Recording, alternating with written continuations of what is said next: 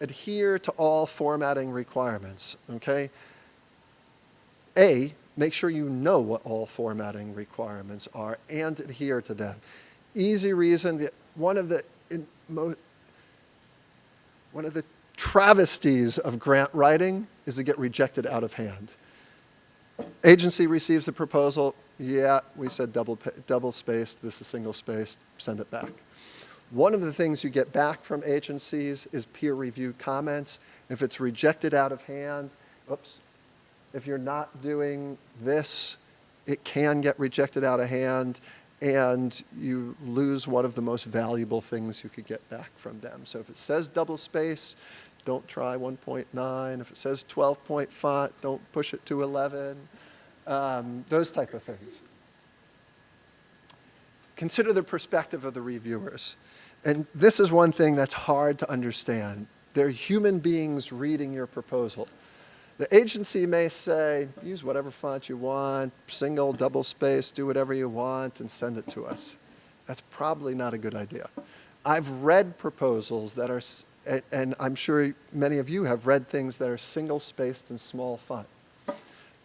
Pisses me off, right? And so you're starting with a foot towards rejection. I was going to say a foot in a grave in celebration of Halloween, right? You want to do everything to get the reviewer on your side, not alienate him or her.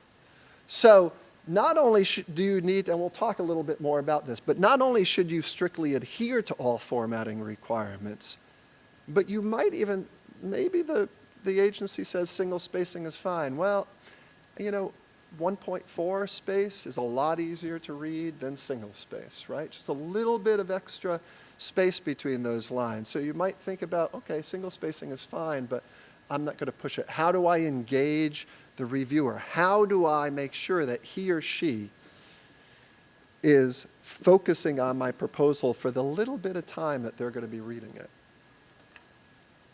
Mm-hmm.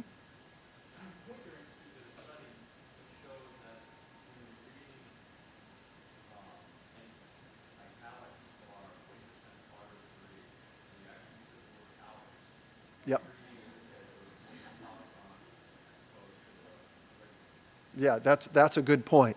I've got another point to follow about special formatting, and I'll come back to that. But don't use simple font, right?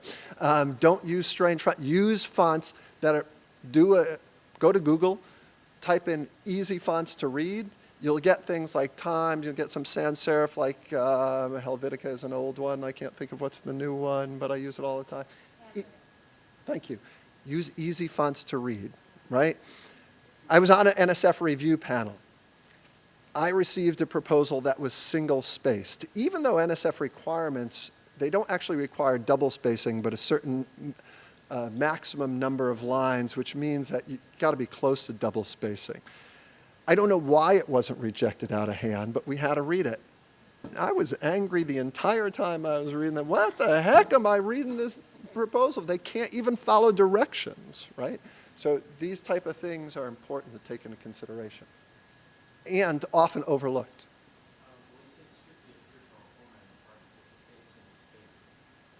Well, good point. Usually, if they require single space, you do singles, but don't listen to what I'm saying, or ignore point 3. But usually what agencies will do is require minimums, like it has to be at least 1.4 line spacing. So you could go bigger or wider.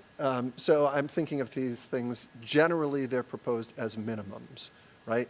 If they say 1.4, you don't want to push 1.39, but you can do 1.5, right?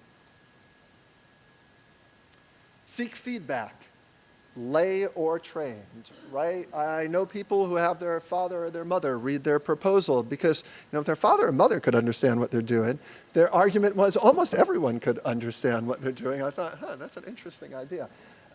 It doesn't matter, but I would encourage you to seek feedback. A colleague, our office.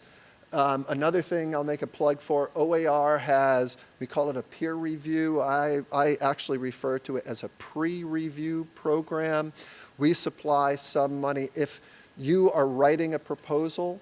We'll put up $250 for you to find a reviewer. We don't give it to you, we give it to your reviewer to incentivize them to review your proposal. 15, 30 pages, that's a lot of work for this person. Many people will do it voluntarily. $250 isn't a lot to push them over the edge, but it makes them feel a little bit better about doing it. A couple of requirements we have. You have to be ready at least 5 weeks before the deadline. Otherwise, you don't have time to get this ready. But we do offer some money for you to see. We don't have the expertise to do it internally, but if you know a colleague who could really give you some good feedback or might want to ask someone who you don't know, we'll give that incentive, a couple $100 to help incentivize them for feedback. For any type of external grant. We don't do it for PSC CUNY grants, but any external grant will consider a pre-review request. I have to say, one of our, would you agree with me, Dan? It tends to be an underutilized program.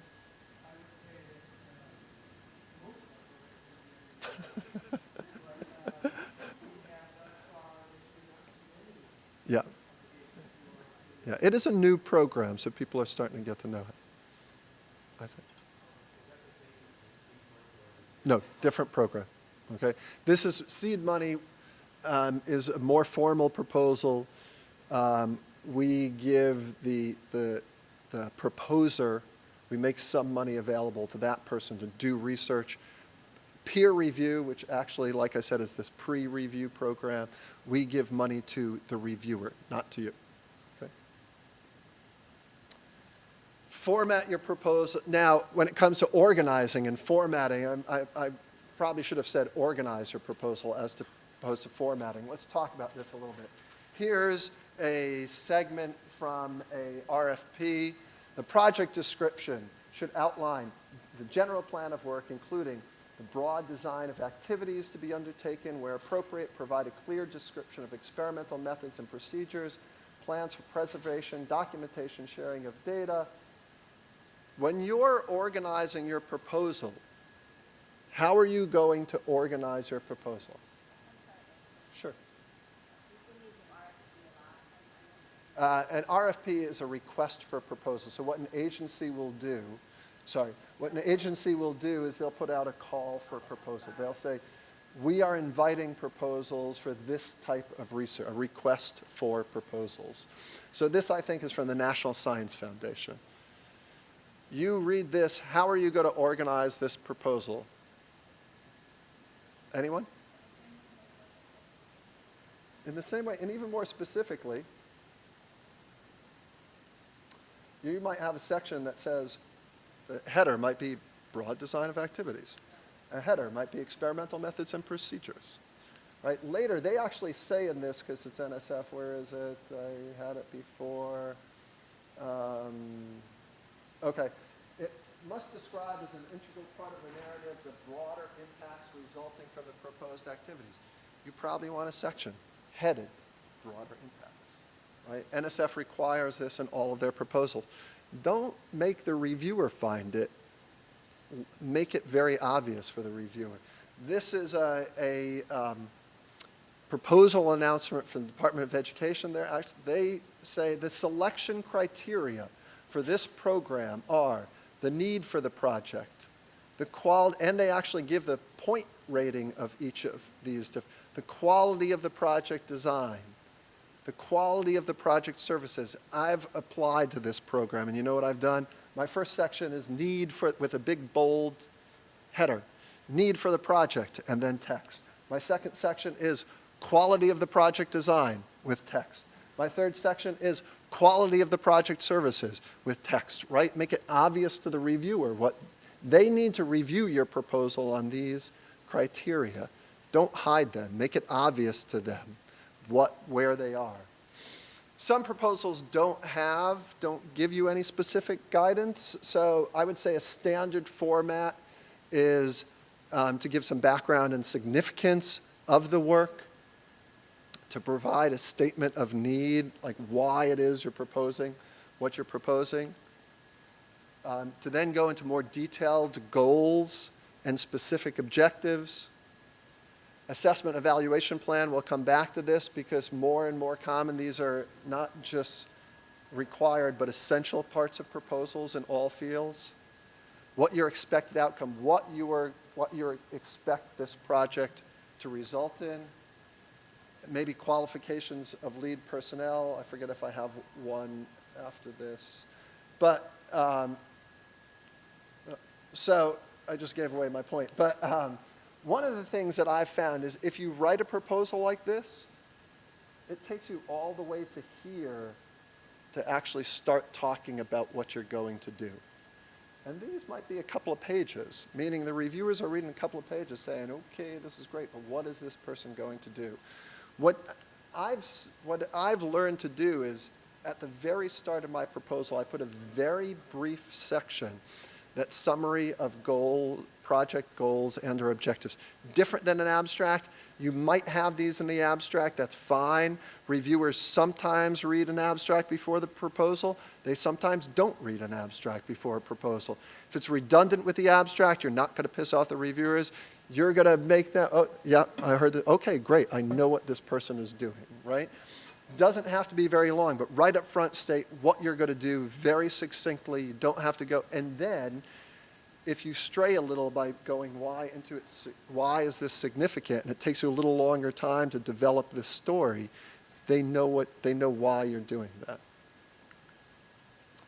that. Not only needs to get across your research, it needs to be readable. Let's emphasize some of these. Format your proposal to enhance readability. This is some of the things we talked about, but you want to think, again, you want to think about the reviewer's perspective, careful use of images, paragraph separations, headers, right? 15 pages of straight, even if it's double-spaced text, can be hard to understand. Effectively use headers. If an image is appropriate, use an image, right? Don't just throw gratuitous images in there, but if it's appropriate and if it will get across a point, one of the things I do in some of my proposals that are for specific types of institutions, I show the demographic makeup of the student body at John Jay as a little pie chart. Because you could say we're 41% Latino, we're 28% black, we're 9% Asian, we're et cetera. And yet, if you see it in a little pie chart, you get it in a second, right? So, and also it breaks up the text a little bit. So it's a good use of an image. Use special, this is the idea of special formatting, right? You can use bold, you can use italics, you can use bullets. If your whole proposal is bulleted, bulleting loses its strength, right? Bulleting is an excellent way to highlight a couple of small statements or small paragraphs, right? Goals might be a great idea to bullet them because it really makes them stand out. You might want to bold or you might want to italicize some small text. Don't italicize paragraphs. Don't italicize your whole proposal. I read a proposal once that I would say 80% of it was bolded, right? It's meaningless when you're bolding so much. You want to use this very sparingly, but you can use it effectively. So what that means is you need to be a researcher, you need to be a good writer, and you need to be somewhat of a page design person, right? All of these things are important, but all of these things help. Let's talk a little bit, we've talked about writing for a while, let's talk a little bit about other information, other types of information that are often required with proposals. An abstract or a project summary. I'll talk more about this in a second, but an abstract or a project summary, usually there are strict limits, and some agencies have strict requirements. NSF requires that you call out broader impacts and intellectual merit in the project summary, which means that might be a place to use bold. Broader impacts, bold, right? Make those two words stand out. We probably don't want to bullet because bulleting takes up space and abstracts are usually limited space-wise, but bolding works effectively here. The abstract or project summary should really be your project in a nutshell. It shouldn't only be what you're going to do. You really want a short bit of background, short bit of justification, what you're going to do, how you're going to assess it, really give them everything, right? Sometimes I don't include the little summary of the key project personnel in the abstract. That might be an okay, or anything about the budget. But otherwise, our abstract should include everything. Vitaes, different agencies have different requirements. NSF requires a 2-page vitae. NIH requires a 4-page vitae. Other agencies require, NSF has specific, you have to include this, that, or the other thing, and you have to include anyone who represents a conflict of interest, i.e. your postdoc advisor, your doctoral advisors and your postdoc advisor. So pay attention to formatting. And you often need vitaes for all key personnel. So if you have a collaborator, make sure he or she is getting their vitae ready. Budget. Ask for what you need, okay? It's really quite simple. I've seen people over at, well, they're going to cut me, so let me ask for all these things, and then it's not always the case, and in some climates it's not even common for agents. Sometimes they cut, but it's not necessarily common that they cut a budget. Ask her what they need. It's not an enormous, usually budgets are secondary, so it's usually not a driving factor, but it could be, if you're close, if you're on the hump, and your reviewer reads the proposal, reads the budget and says, you know, they're asking for $500,000 to do a project that I could probably do at 75 grand. That's going to lower your score. Or they're asking for 75 grand for a project that I think is going to take $500,000, right? That's another problem. You're over proposing. Ask her what you need. Budget justification. We can help with both of these things. Often you have to detail, most agencies will require some text-based description of why you're asking for the, why you have release time in there, why you're hiring that graduate student, why you're buying that fancy doohickey, why you're flying to Copenhagen for 3 months during the summer when you should be researching, those types of things.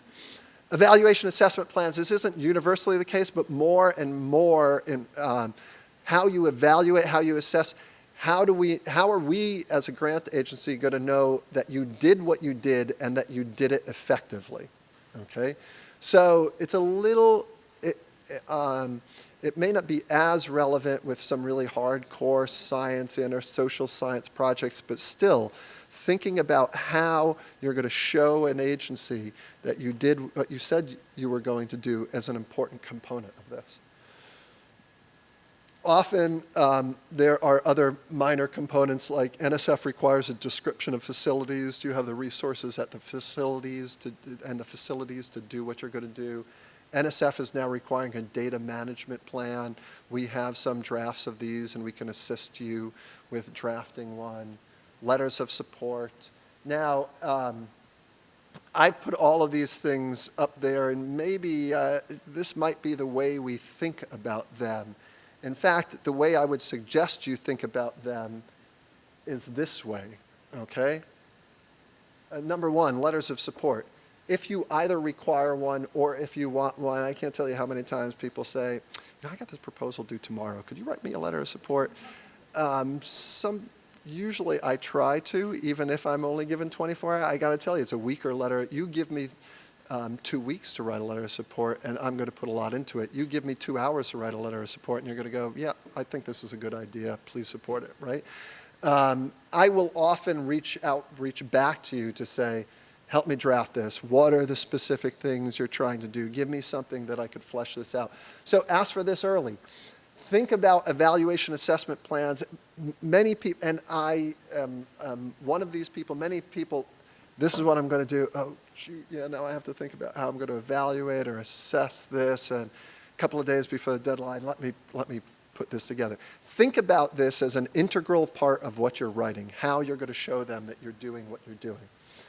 Budget justification, also integral part. These other things I would say maybe a little lower on the priority list. I list last the abstract or the project summary.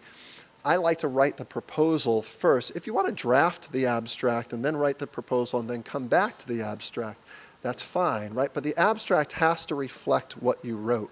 So I often ignore the abstract is often what I leave to the last. Now, you can't leave it too last minute because the abstract is an important part of the proposal and you don't want to I'm not arguing to give it short shrift. What I am suggesting is that you really have fully fleshed out your ideas before you attempt it.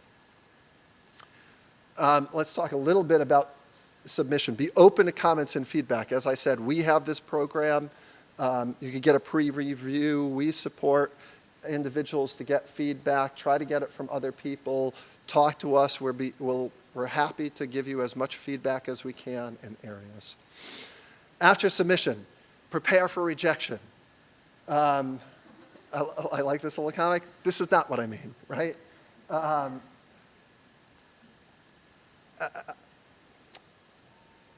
If you submit an article to a journal and they don't accept that article, yeah, it's a bit calling up the quality of your research, right? And we sometimes think of grant proposals this way.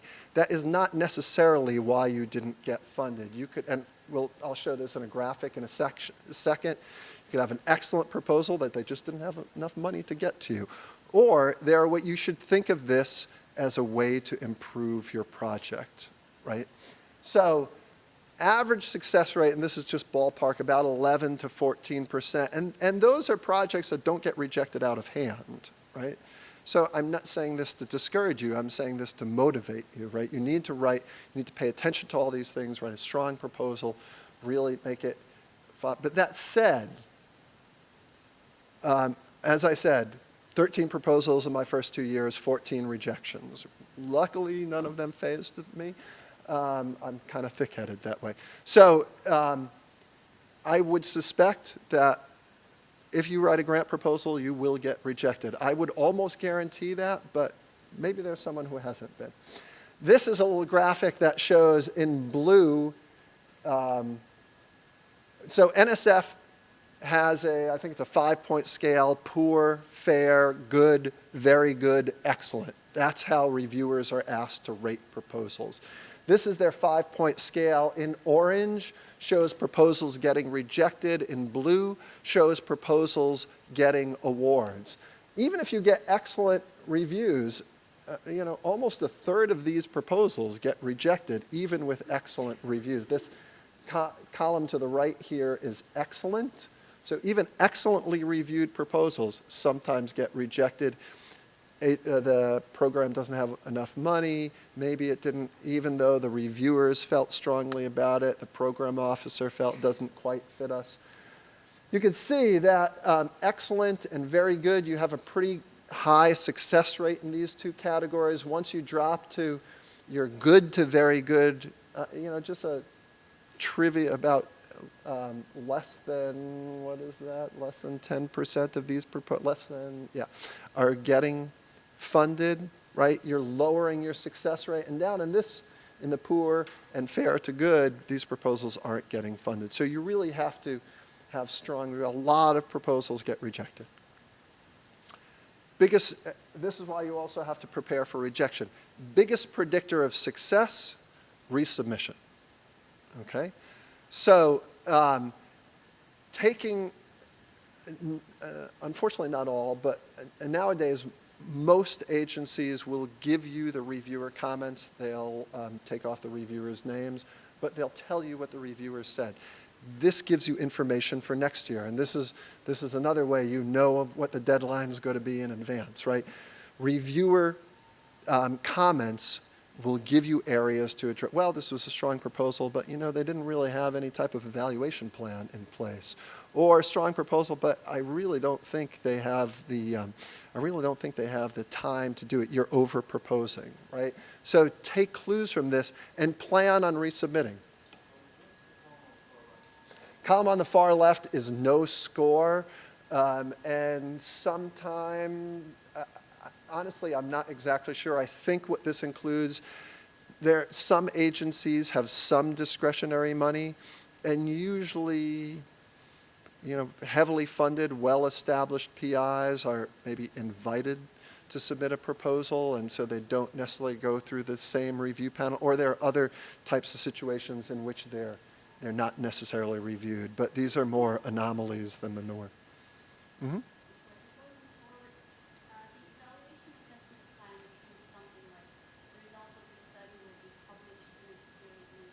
So That's a good,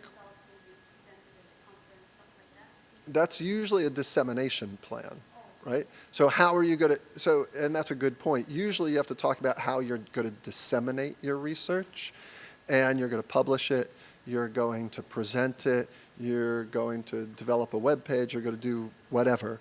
Evaluation plans are really, and they're not applicable to everything, but how are, so, you know, like a book proposal to NEH may not be as appropriate, you know, an evaluation plan may not be relevant in that case. But if you're proposing to do some type of intervention in a community to improve their, you know, intervention, let's say it's an educational proposal, intervention with students to improve their success. How do you know you've improved their success, right? How are you going to evaluate that? Often that might involve getting a objective third party involved. Okay. Biggest predictor of success is resubmission. We are trying to really encourage people to resubmit. Let me address one thing. A couple of times that we've had people come to the office say, yeah, I'm not sure this is really ready, but I want to get the comments, so let's submit it anyways. I would not encourage that type of behavior. You're wasting your time, you're wasting our time, you're wasting the reviewer's time, you're wasting a lot of people's time. And if it's not really ready, it's likely the reviewers are going to be harsh. And then you really have to prepare for rejection. So I wouldn't necessarily, I'm not proposing willy-nilly submission. However, I have been funded on a number of proposals. Only once in my life have I been funded on a first submission. Becky.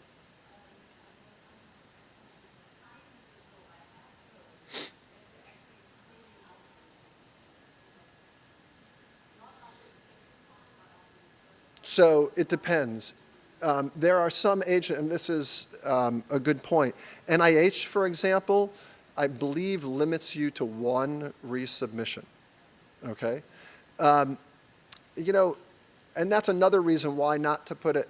NSF does not have the same limit, but yeah, if a program officer sees the same proposal 4, 5, 6 times, and it's weakly improved, yeah, it does make an impression. This is another reason why I would never encourage a weak first submission. However, I would prepare yourself that that first submission is likely going to get rejected. Yes?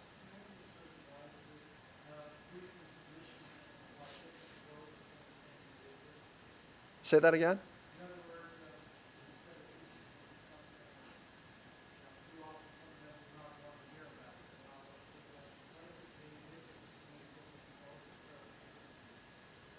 And getting rejected.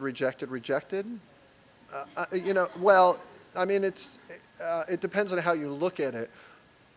I have to say in this business, success breeds success, and for a lot of reasons. You understand how the process works, but also agencies start to get to know you, right? You go there, you're successful, they recognize that.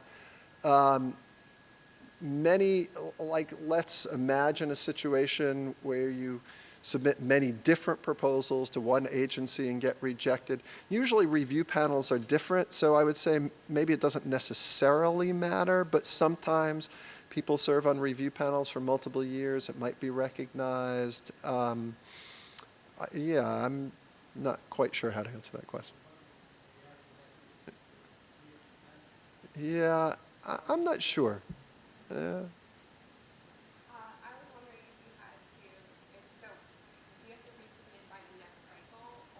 No. So you don't have to. So if you've got a, NIH actually is a good example. They usually, for many of their programs, they usually have 2 or even 3 deadlines a year. April 15th, April 15th, July 15th, November 15th. If you get rejected in April, you don't have to get it ready for July. You don't have to even get it ready for November. However, I would encourage you to resubmit, and maybe not after, within a reasonable amount of time, right? Resubmitting after many years, you kind of lose track of what you were talking about. Charlie? Good question. Usually, review panels are brand new every year. Not always the case. So there always comes this question, like, do I explicitly address the comments or do I implicitly address the comments? Unless the program specifically says you have, and there are a couple of programs that say you have to explicitly address comments you received, I would implicitly. So if they say your evaluation plan was not up to par, don't write, last time they said my evaluation plan was up to par and this is what I've done about it. Just write a stronger evaluation plan, right? It's most likely a different review panel. A program officer may be the same. NSF is usually 2-year rotation, so there's no even, not even guaranteeing that in some cases. So the best strategy is to implicitly, unless you're told to explicitly address comments.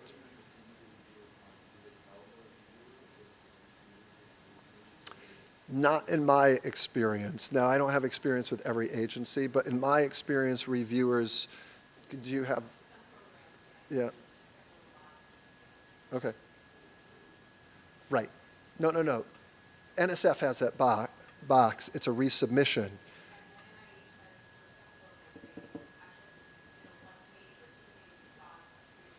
But that doesn't necessarily mean that the reviewers have last year's comments. In NSF, in my experience, that's not the case. That reviewers in year 2 have comments. They don't give them to the, usually those, so those are not, what is the acronym? Those are not freedom of, you cannot request, if you're the PI, you could get comments, but someone else can't get your comments. So usually those are private. So reviewers, now some, I don't know how NIH works because I've heard that sometimes NIH might make those available, but in my experience, reviewers don't have comments from last year, okay? Even if they did, generally they understand this. So they're gonna know you're not explicitly, you're trying not to explicitly address the comment, but make sure you implicitly, or make sure you write a stronger evaluation plan, or whatever they say.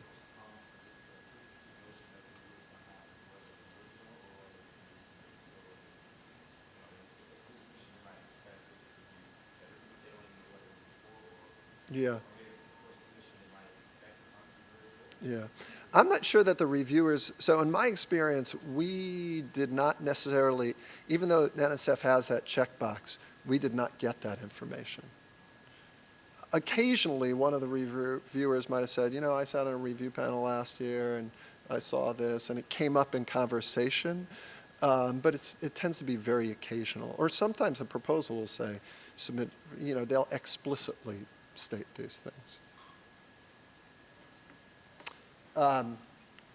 Couple of quick last points. Again, read the reviews carefully. They're an enormous resource towards approving your proposal. If you're funded, celebrate, though briefly, because that means you have a lot of work to do. And if we could provide any information, here is some of our contact information.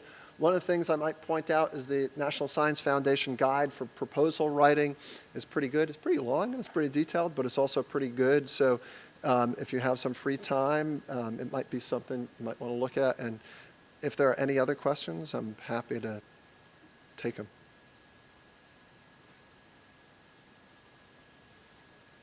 Great. Well, I'll be around for a little bit if anyone wants to come up and ask me something. Thanks.